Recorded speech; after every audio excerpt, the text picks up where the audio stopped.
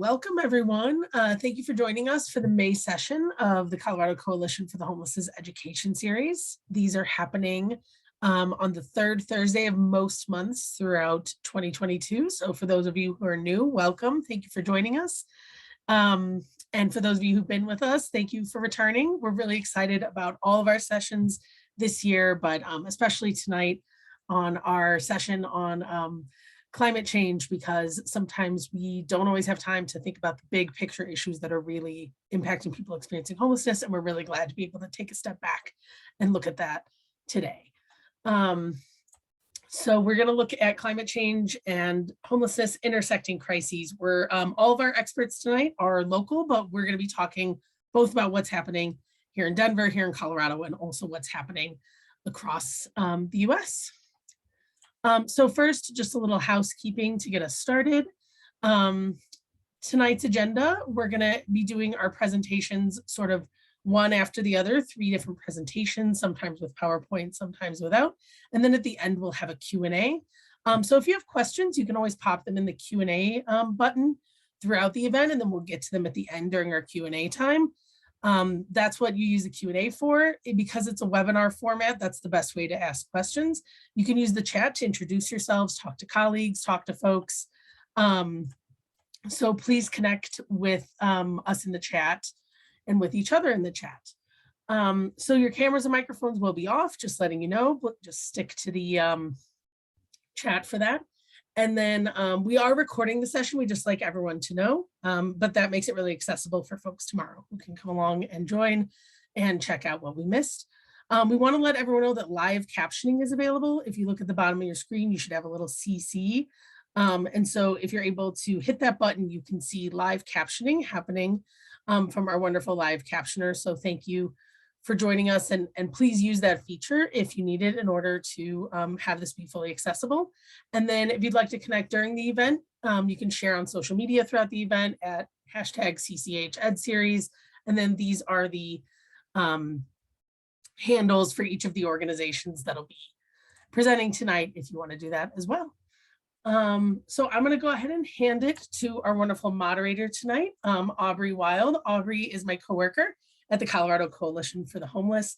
She's the Advocacy Program Director, and she specializes in legislative and government affair activities. She has worked with State Services Division at the National Conference of State Legislatures, the Rocky Mountain Community Land Trust, and Planned Parenthood of the Rocky Mountains.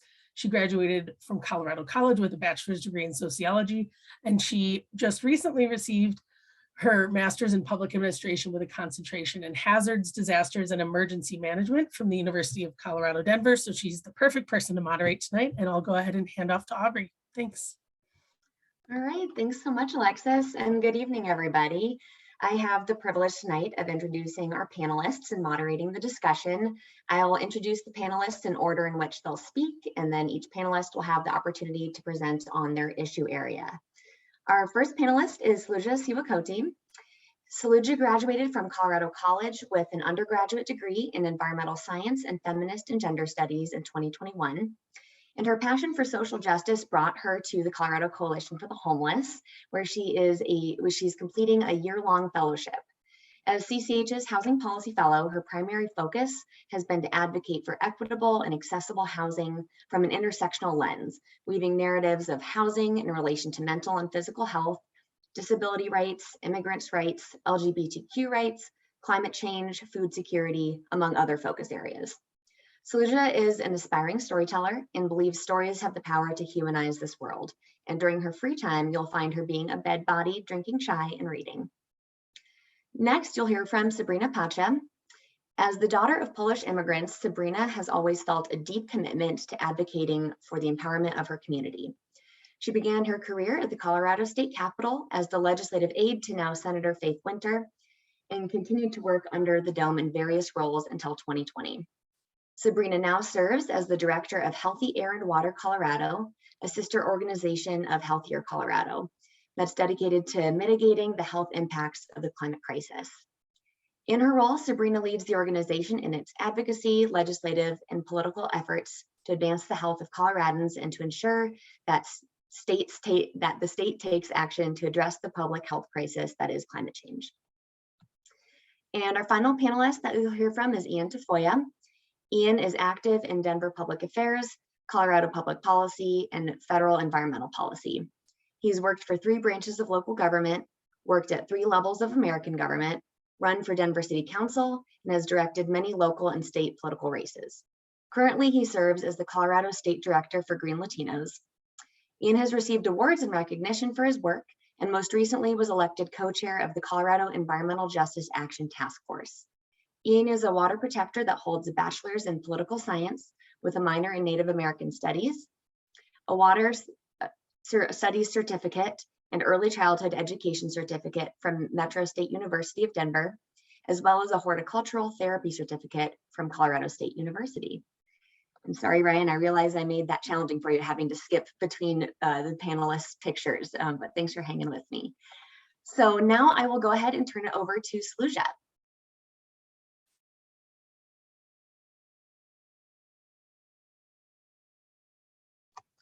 Oh, okay, there I am. Thank you for the introduction, Aubrey. Before I begin, I just want to shout out to our Opportunity Starts It Home Coalition partners present on this call today, who have been our partners as part of, which was enabled by the National Low Income Housing Coalition, and which enabled me to be here and do this work. And our partners have been helping us tie the narratives between the intersections of housing with different topics, and climate change is one of them, so thank you for that.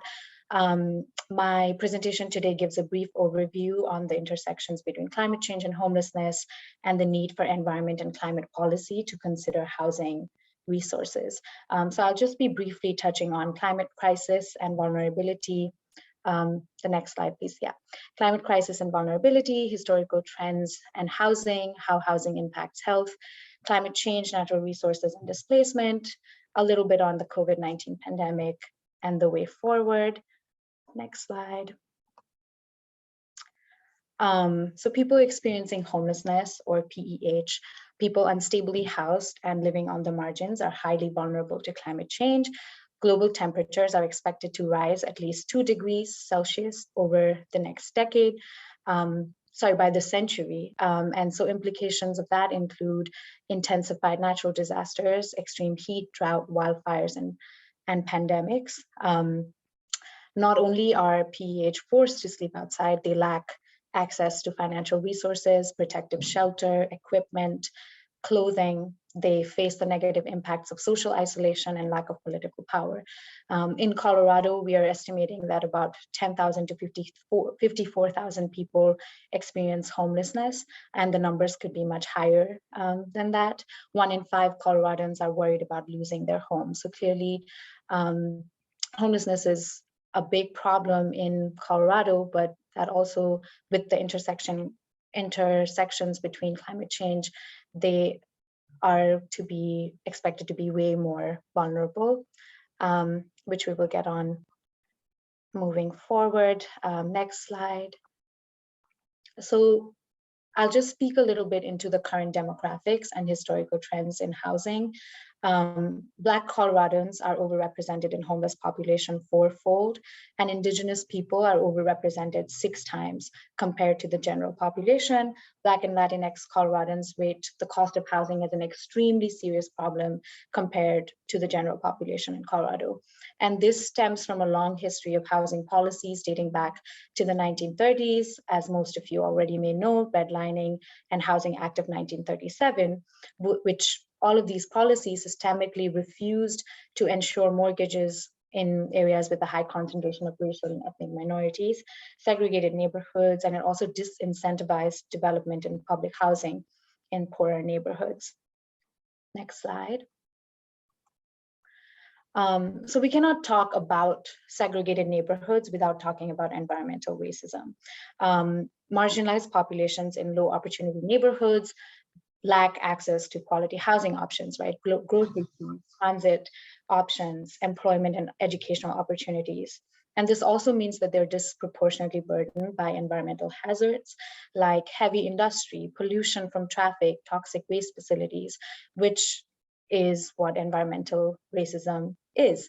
And so talking about Denver specifically, Denver's redlined neighborhood, the Globeville, Elyria, and Swansea, the GES neighborhood, has the highest levels of poverty and environmental related health problems.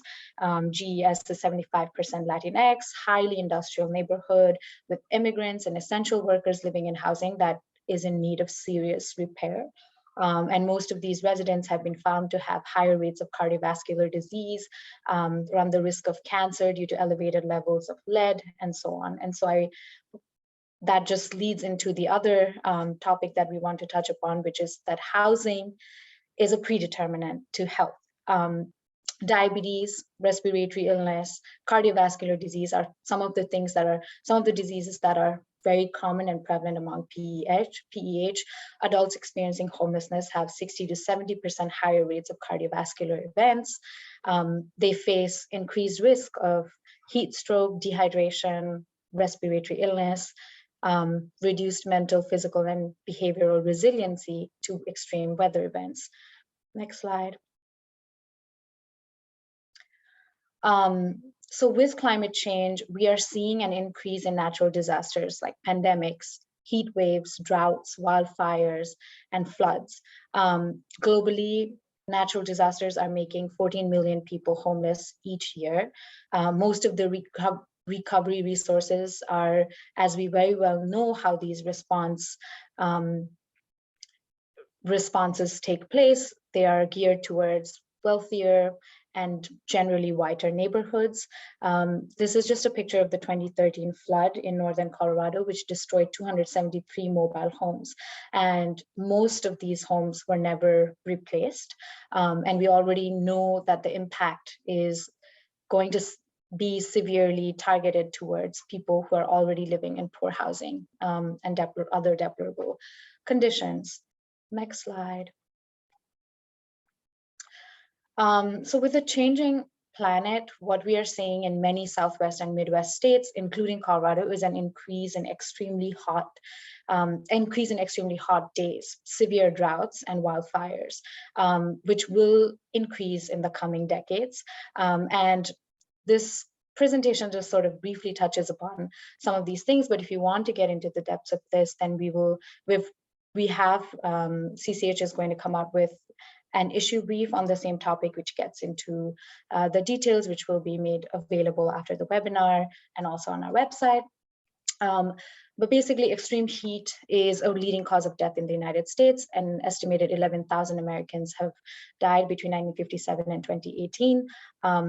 In July 2021, Denver metro area was 5 degrees hotter than its surrounding areas. And this is a phenomenon called urban heat island, where because of the materials used in urban buildings, they retain heat and make them 20 degrees Fahrenheit hotter than other greener spaces. Wildfires are also becoming extremely destructive, and they have particulate matter which can enter the bloodstream and can be extremely dangerous. Next slide. To give an example of how serious this is, Denver's air quality index ranked the worst in the world on August 7, 2021, due to the smoke from California's Dixie fires. And CCH client Jesse provides this excellent quote where he speaks into the aftermath of the fire and says, "My eyes felt stuffy and red. I work in gardening. This was not my first time having to be outside experiencing a wildfire, but it was really hard to adjust being outside this time." And with the help of CCA, Jesse is now living in a subsidized home, but he emphasizes that this is climate change and it must be addressed before it wipes out humanity. I'm thankful I am not homeless right now. Next slide. So as temperatures increase, in the planet globally, scientists are concluding that we will see more unpredictable, large-scale global pandemics. And again, not to get too much into the science of that, but in general, pandemics are becoming more and more unpredictable because of the spillover of wildlife. And with the change in temperatures across the globe, we know that COVID-19 was and is a sweeping public health catastrophe for people living in overcrowded shelters, for people who don't have shelters to live in. During the pandemic, a lot of low-income families were facing the possibility of eviction and pushed to the streets. PEH didn't have a roof to stay at home. They didn't have access to food and clean drinking water. 1 in 3 Coloradans are struggling with hunger at this point in time. And then we can only speak so much about the growth of food, distribution and access to food, and the storage of food, which are all going to be extremely challenging as we move forward, and clearly highlight that with pandemics and the global health crisis, people experiencing homelessness are going to be severely impacted. Next slide. So all of this goes to show that a just climate policy framework cannot be attained without prioritizing the need to get people housed. And the way forward may seem grim, but also bold measures can surely and have to be taken. Some of these steps may include, and of course, this is a very brief solution that I'm proposing, but some of these may include strategic and emergency interventions, right? Strategically tracking PEH mortality, emergency department visits, health outcome data related to environmental conditions to help inform interventions, distributing survival gear, doing outreach, connecting PEH with shelter options, referring them to permanent housing. Sustainable development patterns may include increased efficiency, energy efficiency standards for buildings, transit-oriented development, zoning, and lastly, policies that replace Colorado's dearth of housing with innovative housing solutions. And if you want to learn a bit more about that, then Aubrey, who's our moderator, has also done a capstone on the topic. So we're happy to share it with you if you're interested. But yeah, lastly, I'll just conclude saying that secure housing is linked to every quality of life, food security, better education, improved health, financial stability, and ultimately racial equity. And this will not only house PEH, but also mitigate the impacts of homelessness on the environment as well. And saying that, I'll conclude here and open the floor to questions in the end. I'll leave Aubrey to introduce our next moderator. Thank you. Panelist. Thank you so much, Saluja. We appreciate that presentation and all your expertise. I'll now pass it over to Sabrina. The floor is yours.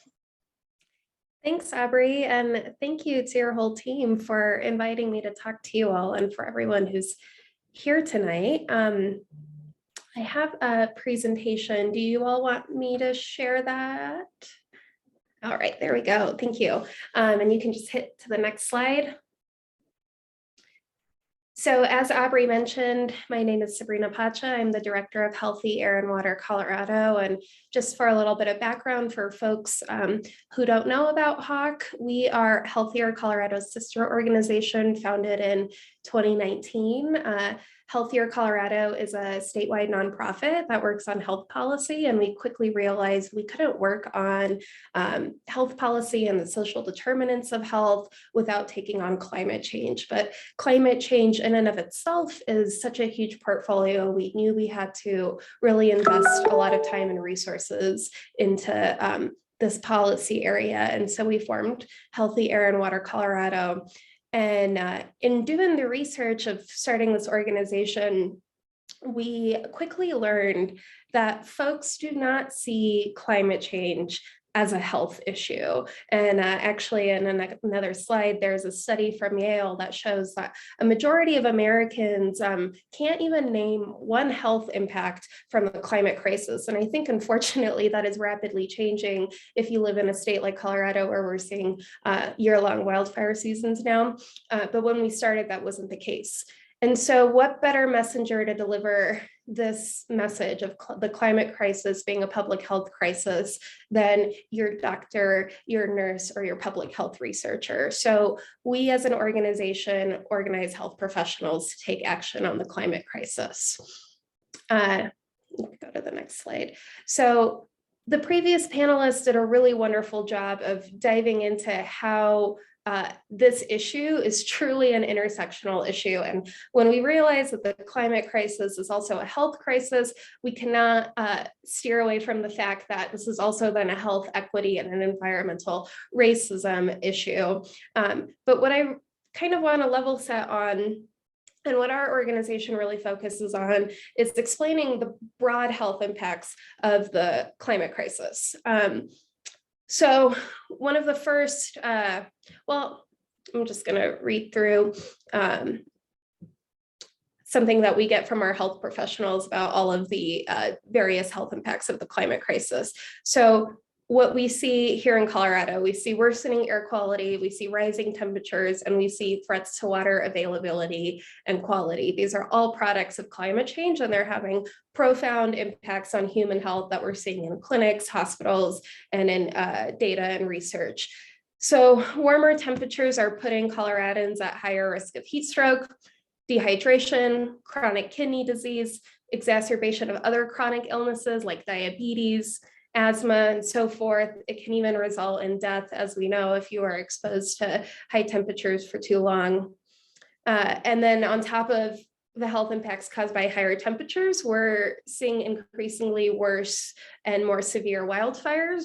Wildfires are, of course, causing immediate harm, death and burn and destruction of our homes, but we're also seeing a worsening of our air quality from these wildfires. And then combine that contribution to poor air quality with the toxins that are being released into our air by refineries and oil and gas operations and other industrial polluters, we are in a serious zone for health impacts as related to air quality. We work with a group of researchers from National Jewish Health who are now finding that folks with no pre-existing conditions, when chronically exposed to the kind of air quality we're seeing in Colorado now, are developing conditions like asthma in their 30s, which is really unheard of. And so what they're really finding is that the kind of exposure we're getting to poor air quality over time is resulting in premature death. And there are study after study showing that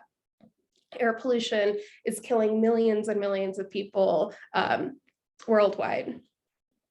And then, of course, the stress of climate change is having a severe toll on our mental and behavioral health. And I think a perfect way to explain that is what happened in the Marshall fires just a few months ago, last December, and the stress of not knowing if today is going to be the day that you lose your home, and how to explain this to your kids and to your family is taking a toll, and climate anxiety is certainly a real thing.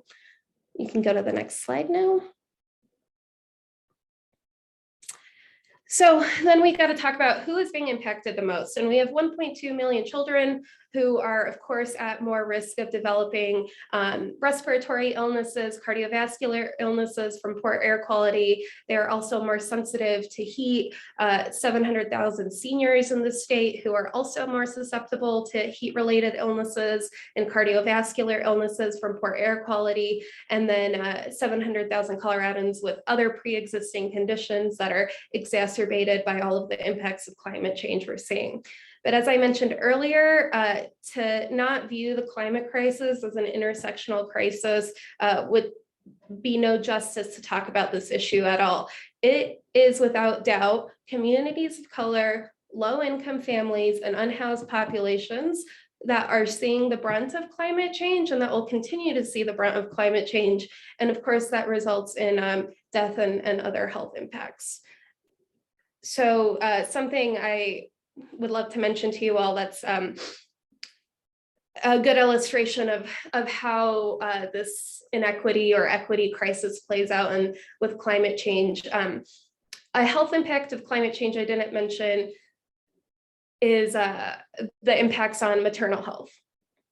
And there is some groundbreaking research showing that increased heat and poor air quality is having serious impacts on people who are pregnant. And there was a study done recently that found that expectant mothers and then people who are expecting who lived near flaring sites actually had higher odds of giving birth prematurely than those who did not. And now when we broke that down by race, the adverse outcomes fell entirely on Hispanic women. There was another analysis done by the American Medical Association that found that Black mothers had a higher risk of preterm births and an increased risk of low birth weight in more than 10 studies. And when we really dissected that data, we found it's because these communities were mostly living in urban heat centers and were being exposed to high temperatures with little to no cooling. We can go to the next slide. I think we went backwards, got to go forwards. Thank you.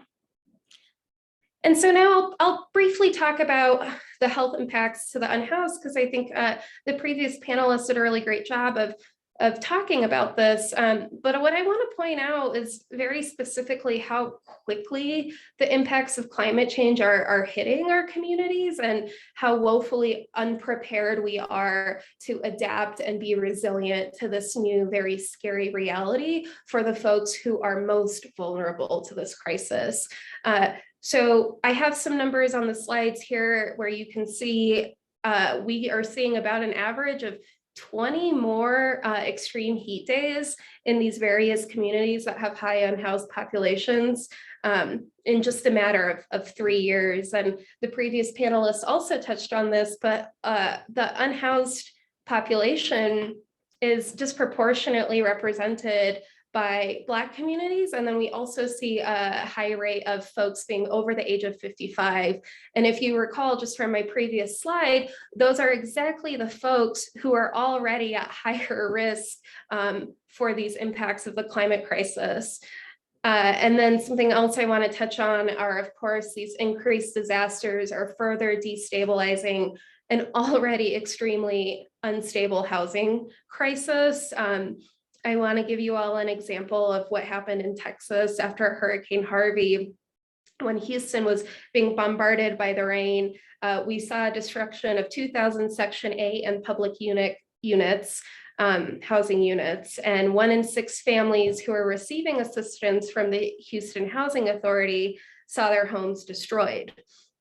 Now, I think the most stark statistic I can give you is that just a year after Hurricane Harvey, the Coalition for the Homeless of Houston found that homelessness had increased 13%, and 18% of those who had become newly homeless had blamed Hurricane Harvey. And I imagine we will have very similar statistics for our state when we can analyze the data from the Marshall Fire, and that's not unfortunately going to be a one-time event in the state. So we can go to the next slide. So when we're thinking about how we can protect our most vulnerable folks in our communities from this climate crisis, it's not enough anymore to just reduce greenhouse gas emissions when we're talking about climate change. I mean, that is certainly very important and we need to do it. But climate change is here and now, and any doctor or nurse you talk to will tell you that. So to kid ourselves that all we need to do is reduce greenhouse gases is to not sufficiently address the health impacts of climate change and to protect vulnerable people. We need to also start thinking about adaptation and resilience policy and start being proactive, because this is only going to get worse and worse every year. You just saw on the slide, in a matter of 3 years, 20 more extreme heat days in our city. And a few of those adaptation and resilience policies that I'd like to dive into. This is a short-term solution. It's not a long-term solution, but we need cooling centers and we need proper outreach to unhoused folks to educate them about where those cooling centers are. And it's not enough just to do the outreach. We need sustainable transportation solutions for the public that are affordable and accessible so that folks can actually get to these services. And then we need proactive planning and mitigation for disasters. So for wildfires, that looks like wildfire mitigation. We need funding for communities who experience these disasters so that they can rebuild in a way that is actually genuinely affordable. And we need good regulations in place that prevent corporate developers and investors going into communities and taking advantage of these disasters. And then finally, we need long-term solutions for the housing crisis that the state is experiencing. And I am not an expert on housing policy, so I can't discuss that, but it is certainly a key way to mitigate the health impacts of climate change is to make sure that everyone in the state has a reliable and safe home. So that's my presentation. I am looking forward to answering questions, and I'll let Aubrey pass it on to Ian. Thank you, Sabrina. Those are some really startling statistics. So thanks for presenting those, as well as some solutions that we can look into. Our next presenter is Ian. Ian, I will hand it to you. Great, and I don't have a slideshow, so if you want to take it down. Awesome. Well, it's great to be here with the Coalition for the Homeless. I have been an advocate for those who need help the most my entire life. And in particular, I can say that my mother's influence on me as a social worker, running larger housing developments, and now working in Commerce City Housing has definitely impacted the way I approach this work. As you heard, I'm the Colorado State Director for GreenLatinos. We're a national environmental justice and conservation equity organization. And in my role, I get to travel all across the state of Colorado. This April alone, we went to 16 cities, having conversations with people about toxics in their community. And what we heard at the same time was that people are very, very concerned about housing. And there certainly is an issue of people not having access to housing all across the state of Colorado. There are encampments that exist in rural communities just like they do in ours. And I fear that in time of crisis, that these individuals will not have access to the kind of resources in a meaningful way in a disaster to take shelter from fires or floods, very similar to the things that you're hearing about here in the city and county of Denver. You also heard that I won a National River Hero Award, and that work was due in part to the work I do with GreenLatinos, but also for a nonprofit that I founded. And if you live here in Denver, started as a mutual aid group called the Headwaters Protectors. And the Headwaters Protectors' entire mission is to try to provide sanitation and water access compassionately to those people in need on the streets of Denver. What I can tell you is that people do not have access to it. And then during the pandemic, they had even less access to it. So when city services, government services are not accessible, like libraries, recreation centers as an example, then these people have even fewer options to go to. This is similar to what people experience in times of a disaster when a majority of the government resources are being placed to respond to the crisis and not necessarily for the people who are the hardest to reach. If you don't have access to power, you don't have access to a phone, you're not going to get those reverse 911 calls letting you know where you need to go. You're kind of left in a word of mouth kind of situation. When I heard earlier about the temperature and the heat island, it's absolutely true. I mean, you look at Denver in the summer and it definitely heats up. We know that more unhoused individuals die during that time from dehydration, right? And that is really at the heart of the work with Headwaters Protectors. As an example, through the summer or through the winter, we give about 100 gallons of water away to encampments. We only serve for 3 hours on a Sunday, but I can tell you that deep in the summer, we might give over 400 gallons of water away in 3 hours to serve individuals in just one pocket of the city. And we know that's not enough. There are always people who continue to come up as we're cleaning up our systems. And it's very difficult for them to access. But I do want to pivot for a second and talk about what the implications are on a national level, in particular when we start talking about migration. And it's really interesting growing up here in Denver that in the 1990s, there actually was a large influx of immigrants from Mexico, from Zacatecas, Durango, Chihuahua. Why? They were going through prolonged drought. And we're really at a point now where we can't really call it drought. We're reaching a point of aridification, and we have to be really honest with ourselves about what that means. And so people are traveling to wherever their resources are. If you put yourself in someone else's shoes, you would understand that you would do almost anything, travel any distance to protect your family and to fight for a better life for yourself. This being repeated right now when we see the migrants that are coming from Central America who are also dealing with drought and a change in their ability to live the same way. Same is happening for Haitians, and we saw what happened after the hurricanes there. And the treatment of people at the border is very similar to what you're seeing here with the criminalization of people who are seeking resources. If you go back deep into the pandemic, in the beginning, when more than 100 state troopers actually lined up and cleared people out of Lincoln Park, public open space, not really harming anybody, but still lacking severe resources like water, sanitation, the ability to secure your property.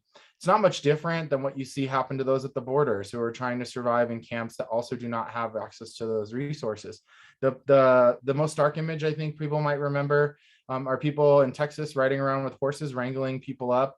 And yet at the same time, we open our doors to people from the first world, as we would describe it, right, from European countries, saying, you're in crisis from war, we need to speed up that process. But those visas, and they're so challenging for people to access, okay? They cost a lot of money, they take a lot of time. I don't believe that the system we have for migration right now is set up in any sort of meaningful way to move a massive amount of people in response to climate disaster. And when you think about how that relates to people who are living on the streets, I consistently encounter people who are undocumented, right? They may actually be citizens of America, but they do not have an ID. They do not have a bank card. They're undocumented. And so it makes it challenging for them to access any resources. That's the lived experience for people who don't have a visa, who are undocumented and living in this country, trying to participate. And it is those individuals who in a climate disaster or in a COVID disaster, when there's being relief offered to everybody else, if you don't have access to the documentation to be able to actually access those resources, you don't get them. And so that's where mutual aid has definitely stepped in on this space to help people. And, you know, I don't think that it has to be this way. I think that the Headwaters Protectors have shown how easy it is. If a ragtag team of people and artists and professionals can deliver hundreds of gallons of water in a truck with under $10,000 for 2 years, knowing that FEMA, the federal government, both in the military, have water trucks, that's not being provided to them. If you go to a festival, and this is where Headwaters Protectors really got its start, just for people to understand, is that during the pandemic, cultural workers, people who work to put on the events that bring us all together, they were unemployed, but they know what it's like to camp people.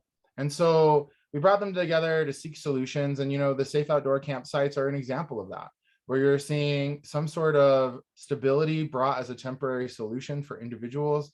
You know, it always seems so stark to me that you can go up to Denver parks, the mountain parks in particular, to Chief Hosa, where they provide security, waste, sanitation, and showers for individuals who are trying to experience the outdoor living. But on the opposite side, the people who are striving to survive do not get access to those resources. And so there clearly is a disparity in the way that's being treated. And if you think that you couldn't end up homeless, I can tell you the stories that I've heard on the street every single Sunday make me think it could be me any day.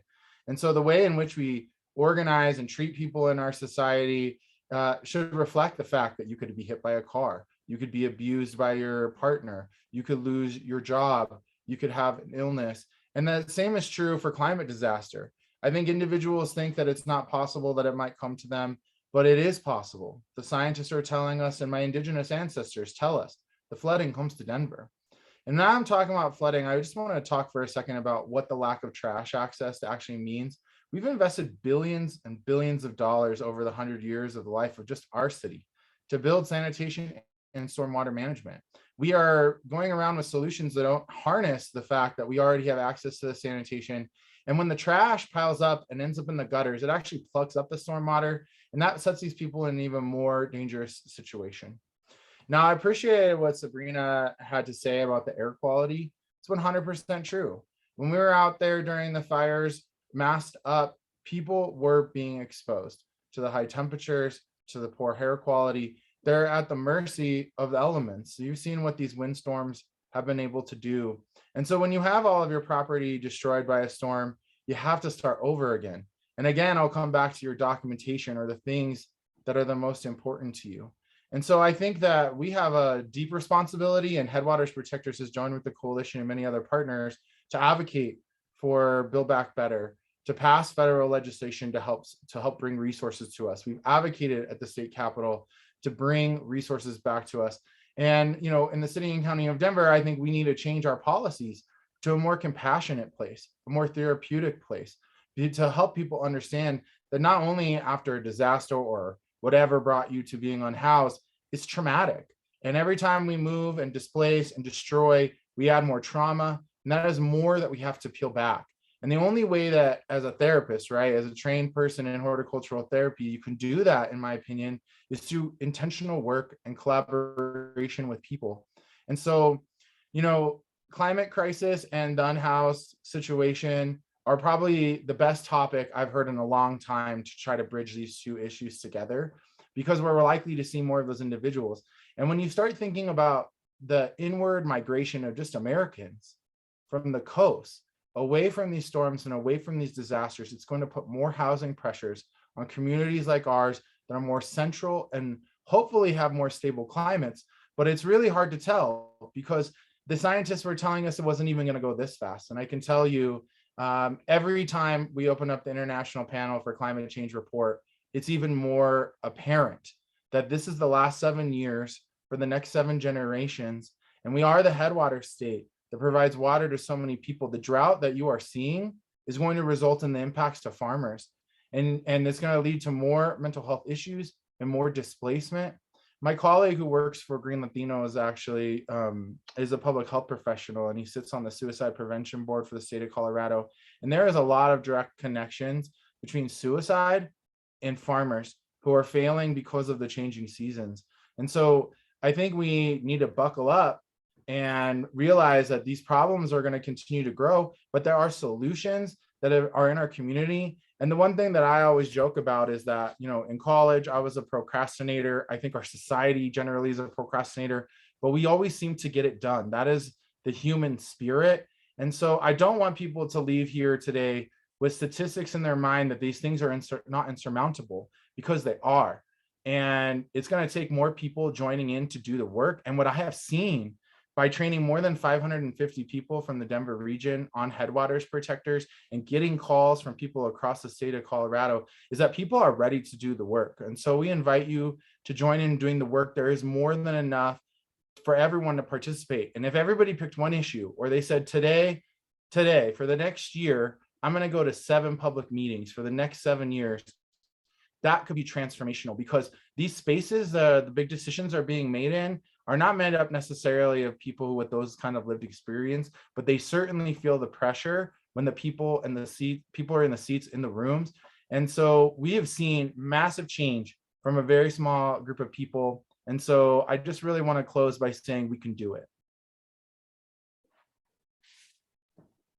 Thank you so much, Anne, for those insights and for all the work you're doing for our unhoused population right now. So I'll ask now all of our panelists to turn your video back on if you're comfortable, and we can get into some Q&A.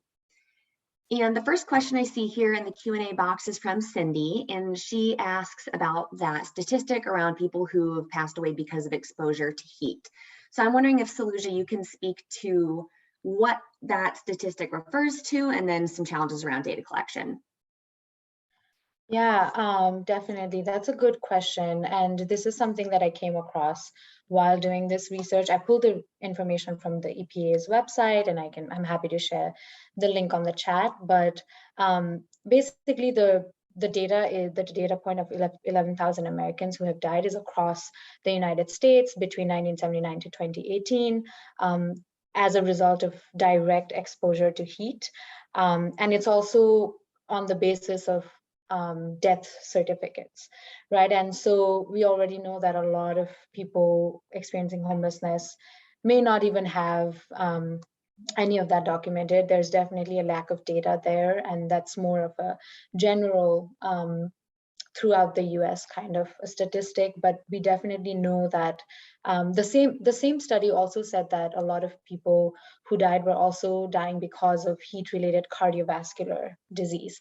And cardiovascular illness is, as we have found, one of the leading causes of death in people experiencing homelessness. So they are not separate, but there's definitely a need to collect better data on just hospital visits, all of that. So yeah, and we're expecting that the numbers probably much higher than that for people experiencing homelessness.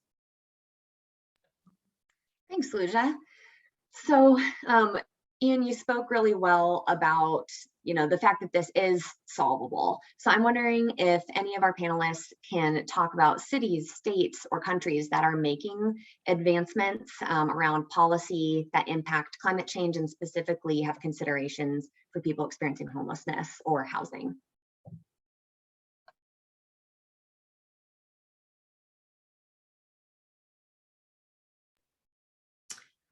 I think we made some good first steps this last session around 1 month of free transit. I think that's in the right direction in the spirit of making sure that our unhoused folks have accessible transit to get to the resources they need during these weather disasters and events.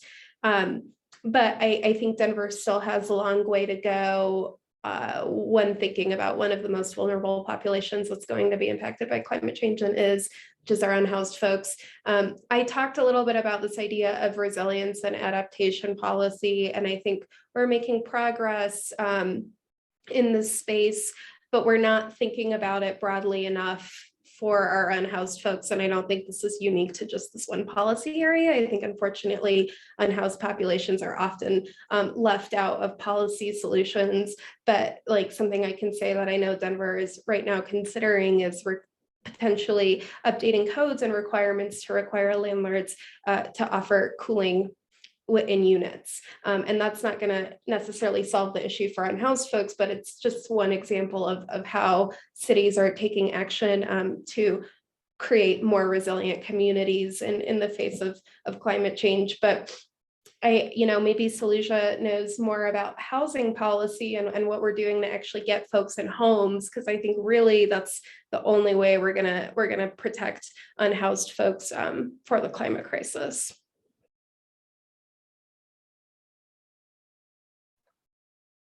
Thank you so much. And yeah, I think you're right. Really, housing is the solution to homelessness and can provide a lot of protection for folks who may otherwise be exposed to a lot of these environmental conditions. And I can speak briefly to the fact that this was a really banner year for housing and homelessness investment. In the legislative session that just wrapped up, there was an investment of about $400 million in creative solutions for developing more affordable housing, including sustainable housing, and about $200 million of investment around housing, homelessness resolution. And I think we're hopefully getting a little bit closer to kind of merging those discussions of climate and housing. But yeah, I think we have a long way to go. But to the point of housing, in the wake of disasters, we know that homeowners do have some protections to help them get back on their feet in new housing. But I wonder what protections, if any, are there for renters when their housing is destroyed in natural disasters? Can anyone speak to that?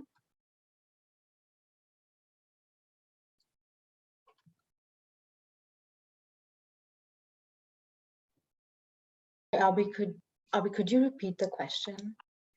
Sure. I wonder if you could maybe more broadly just talk about what kind of protections and resources are in place for people who lose their homes during disasters.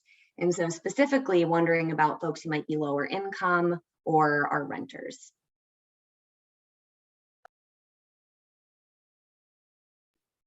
So again, I'm not a housing policy expert. I wouldn't even consider myself to necessarily be a climate policy expert, but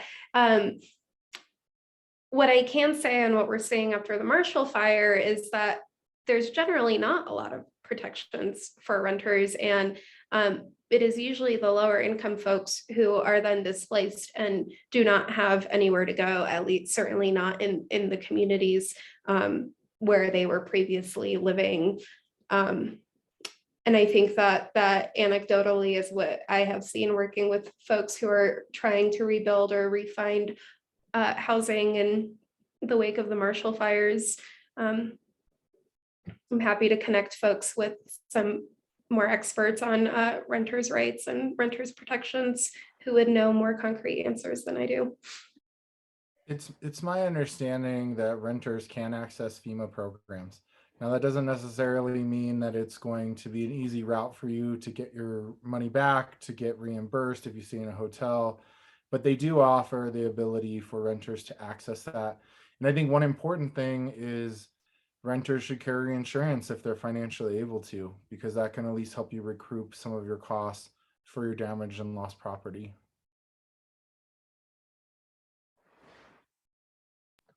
Saluja, I saw you unmute there for a moment. Would you like to speak to this as well?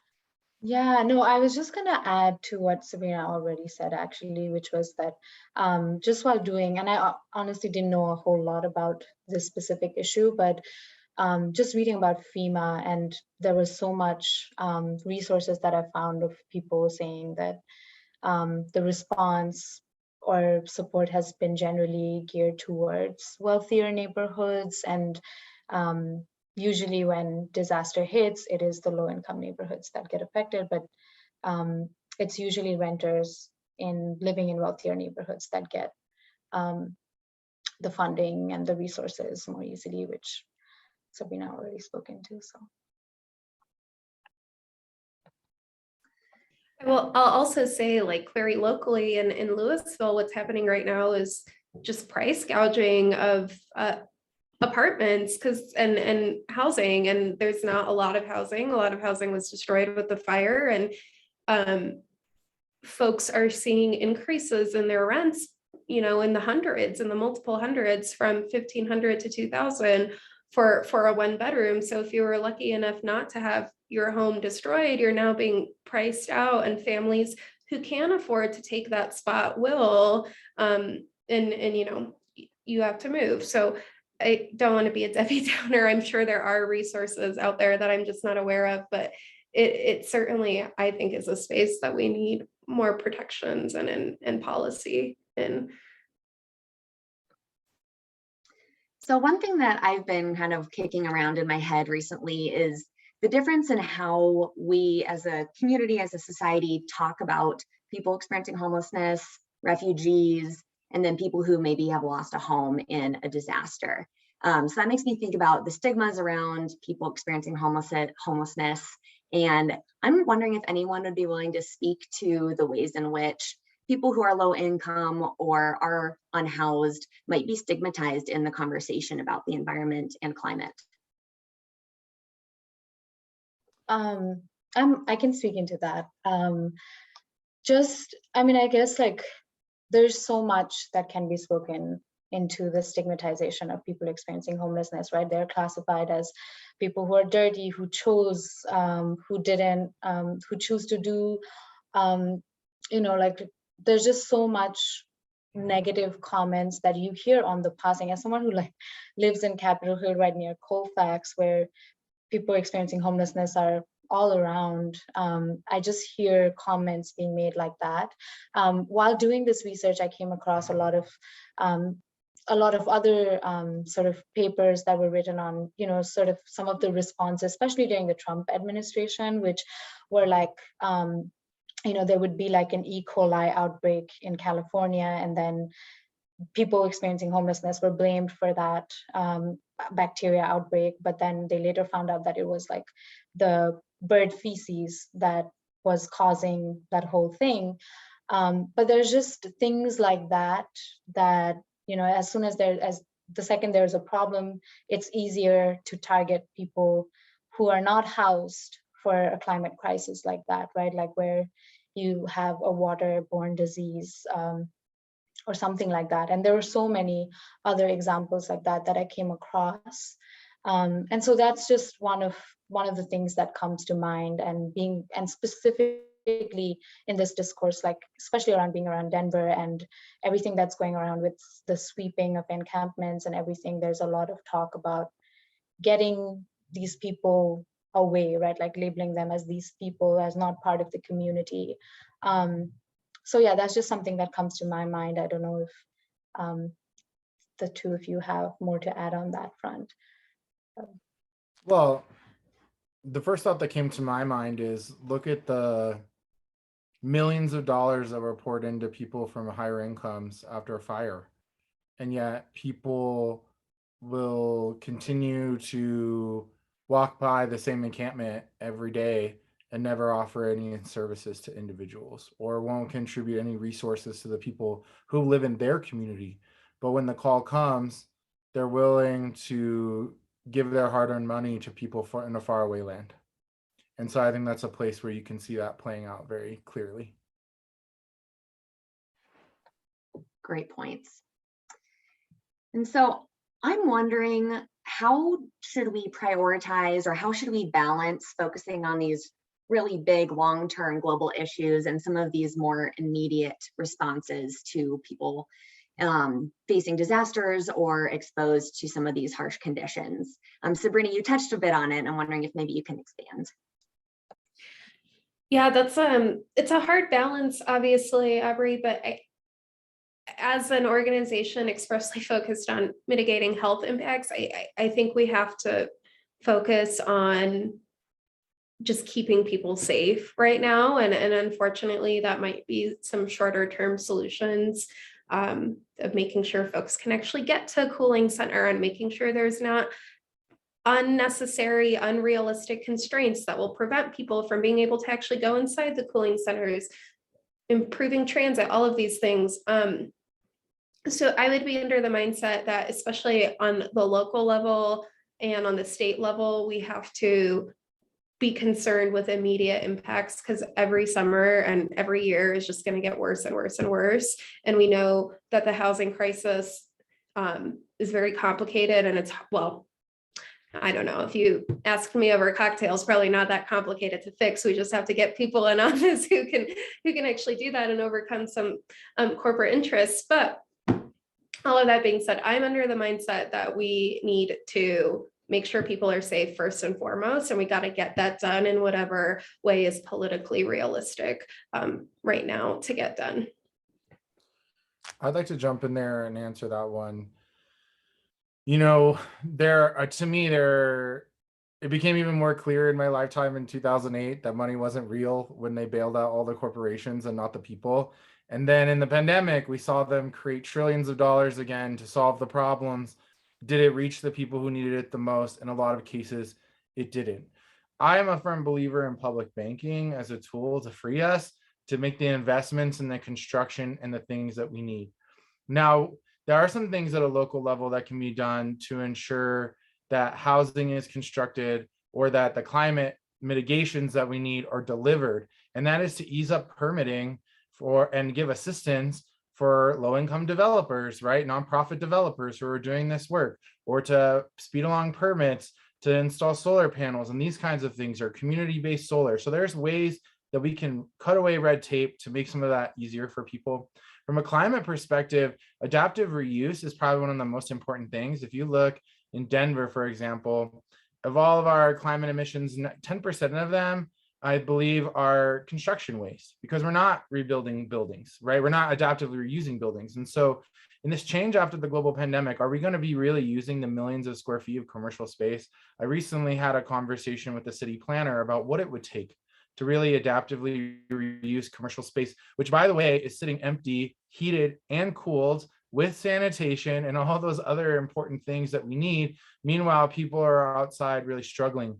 Another thing that I really want to point out, and I would consider this modern day redlining based on class, not necessarily on race, but if you look at the system in particular that we've created here in the metro area, in these funds that people buy out of instead of inclusionary housing. Now, I sit on the inclusionary housing task force. Well, it just completed, but before that, developers just paid per square foot and they got out of it. And then we try to transfer that money to a nonprofit developer or Denver Housing Authority. Where are we putting those houses? Look at the Sun Valley, where they are literally within 2,000 feet of the air emissions that we were just talking about that are coming out of the tailpipes. And by the way, those same emissions are driving the climate crisis. So if we only put affordable housing in places that are dangerous, then we're already going to pay for it on the back end, because the most low-income individuals are on Medicare and Medicaid. They don't have any supplemental insurance. And so we end up paying for it. And I've seen statistics for this in Commerce City, for sure, on how much money is being spent on Medicaid, and by not making the kind of policies we need. So we need to be really sure of ourselves that we're not putting housing next to trains that could blow up, or next to highways that are toxic, or next to buildings that are toxic. And just because the land is affordable doesn't necessarily mean it's the right location. And we need leaders who are willing to take the stand on that. Because 200 people in harm's way, if they knocked over 5 homes and there were 10 people living there, and now there's 200 people there, we're multiplying the problems against ourselves long term. Yeah, I agree. That's such an important issue, and that planning is really lacking politically. I think that's a big challenge.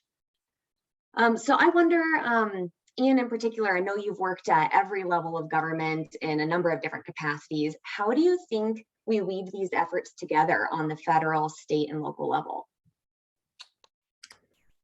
Well, I actually got my start in neighborhood politics, right? On my neighborhood group, and I belonged to the Inter-Neighborhood Cooperation. And our philosophy was always that neighborhoods work better when neighbors work together.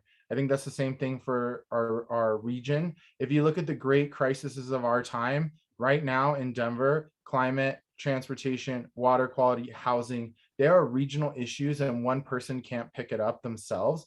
And the state will respond when the region shows up and puts the pressure. Now, the federal government, I have to say, every time I go to Washington, D.C., I come home and I say they're not going to fix our problems.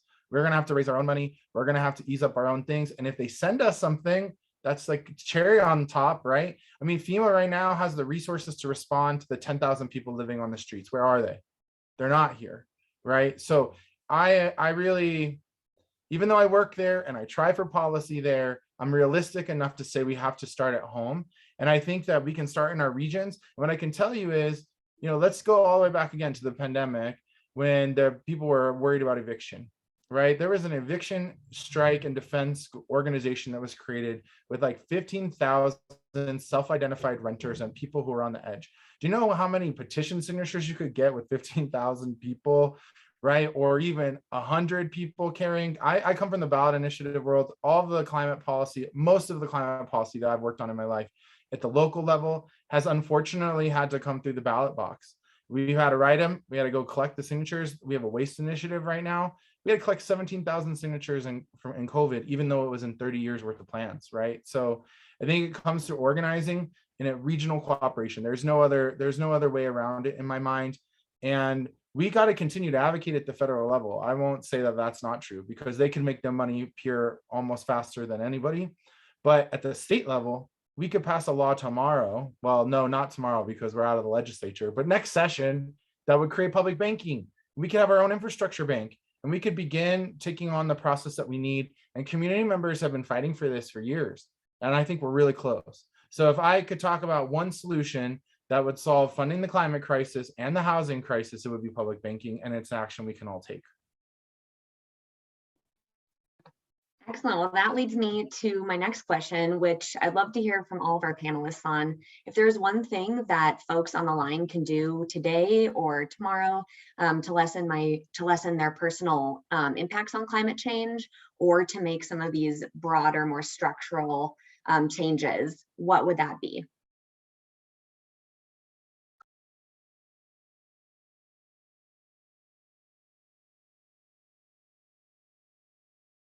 I'll go back to what I said before about showing up. I think a lot of what the corporations have told us for a long time is it's on us. That if I ride my bike a little bit more, I'm not saying you shouldn't do personal things that benefit your health or better the community. It is all cumulative, but the corporations are responsible for a great majority of the climate crisis pollution that exists in our society. And so again, I would welcome you to get involved in a group. And one of the things I would say is you could start your own group. I started my own group. There are a lot of groups out there. There is more power, not this point in history, of 10 groups coming together and having a 100-person event than 10 groups having 10 webinars that break us all apart, right? It comes back to that collective action component. And then I would say, if you want to make a meaningful difference, or you want to learn more about the real lived experience of people who are unhoused, come out on Sunday to Headwaters Protectors if you live in Denver or in the metro area, because we are doing the work. You can get trained on emergency climate systems, harm reduction. You learn about distributing harm reduction resources like testing strips and all these things that will help you break through the narrative that is being put on display by the over-policing of the poor in Colorado that is only getting worse over the last 10 years as more and more cities are taking on criminalization policies. I'll echo what Ian said. It reminds me last summer during the really bad ozone days, I got a call from a reporter who wanted to ask what individual actions could folks take to help this ozone and air pollution problem we are having in Colorado. And the reality is we can all try to drive, our cars less, and that helps a lot, specifically with ozone. We can take public transit, we can use our lawnmowers less, all of these things. But until we actually regulate corporate polluters and corporate emitters and fix the corporate greed that has ruined our housing supply, the problem will not get better. So I'll echo Ian, get involved politically and get involved in policy, and that's how we're going to make real progress on this action or on this issue. I'll also say, we're just coming off the heels of a legislative session, and to Ian's point of coalition building, we worked very closely in a diverse and strong and powerful coalition to pass a bill around regulating air toxins and tying it to health-based standards in an effort to curb these corporate polluters. And it was a fight, y'all. It was a freaking fight, and we made some big wins, but we still have a lot of progress, and we need more people, and we need people with different interests and different specialties. So it can't just be health folks, it can't just be folks focused on communities of color. We need everyone at the table in these fights, because we're going up against some pretty powerful interests. So get involved with whatever organization you can. I would just add on there, that air toxics piece of legislation, I worked on that for 5 years, even before I worked for GreenLatinos. But if I were going to be really realistic, it goes all the way back to the Clean Air Act and the people who organized in the 60s and the early 70s to pass it. And it was promised to us then, and it wasn't delivered. And then in 1992, people got up to the table at the federal level, and it didn't happen. And now we joined 20 states around America who are now regulating air toxics. That goes back to what I was saying about trusting that the federal government will step in. Don't get me wrong. I want people in Alabama to have access to clean water like we would fight for here. And that's where the federal government can step in, or where the state government steps in, when local governments are intentionally eroding the rights of individuals. But we got it done after 5 years. The first year, no one would take it. The second year, we went back and we elected people. It died on calendar because of all the shenanigans you're talking about. Then in COVID, all we got was reverse 911. Then the next year, we were able to regulate 4 polluters, and what started as a fight against Suncor helped people in Pueblo. And now we're going to regulate all these toxins over a period of time. And we're finishing, what I keep thinking back to the 7 generations, because I'm Indigenous. And I think back to, for 70 years, we've been fighting it. We are the 7th generation, right? And we right now have a choice to either have a better future for the next 7, or we can continue on a path of destruction. That's it.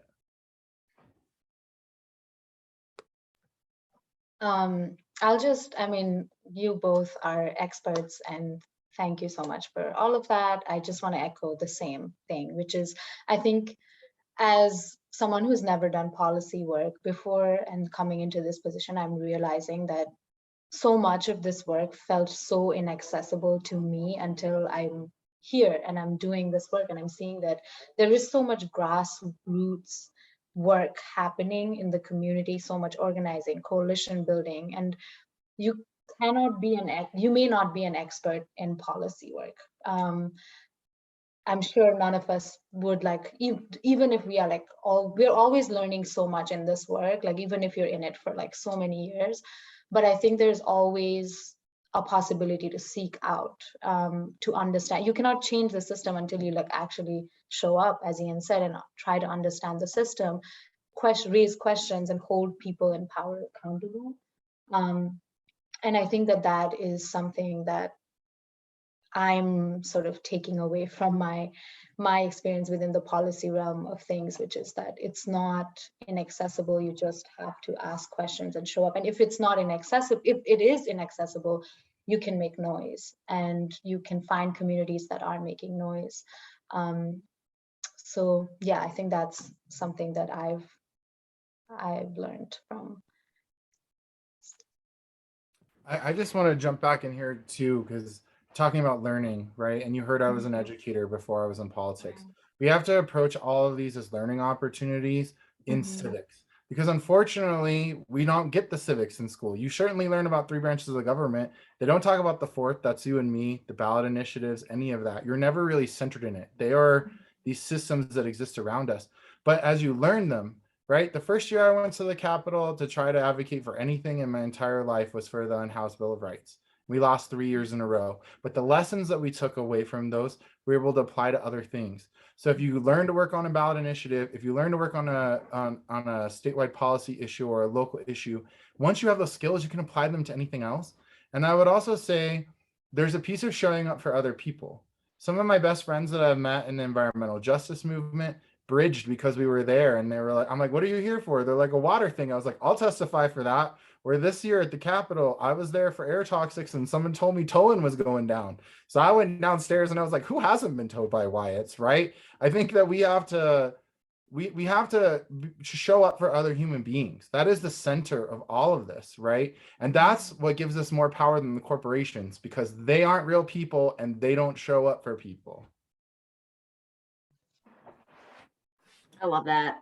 Gosh, I'm feeling fired up. Thank you all for making me feel excited about this issue and like it's something that we can all tackle together, because it can sometimes feel so big and so daunting, but there are steps that each one of us can take. We are about at the end of our time. So does anyone have any parting thoughts they'd like to share? I just want to say, and this one comes up a lot. I've been at, you say feeling overwhelmed. If anyone is ever feeling overwhelmed, what my ancestors tell me to do is to go to the water, right? Whether that's your sink and you put a wet cloth on your face, or when I was a teacher and the children were freaking out, I'd say, have you had a glass of water? Let's talk after you have a glass of water, right? Find a way to that. My ancestors tell me how you're carried in water. It heals. If it didn't, why do you cry? And so a practice that I walk people through is to close their eyes and to think of the first memory of water. And for some people, that is playing in a river. For some people, and that's in a bath. For some people, that's a sprinkler. But when you can center yourself back into that place, it elevates your energy in a positive way. So I just, centering on the water, which is so sacred, will help us center all of these policies, because the people who need it the most don't have access to water. The things that are impacted by climate crisis impact water. And so we can frame it from there. And that's the basis of being a water protector, is ensuring that people have access to it and protecting the water itself. That's a beautiful thought and inspiring exercise to leave us with. Thanks, Ian. I want to extend a huge thanks to all 3 of our panelists tonight. Ian, Sabrina, and Saluja, you were spectacular. And I hope this isn't the end of this conversation. I hope that we continue this into the future and really make some change together. And so for now, to wrap up the evening, I will pass it back to Alexis.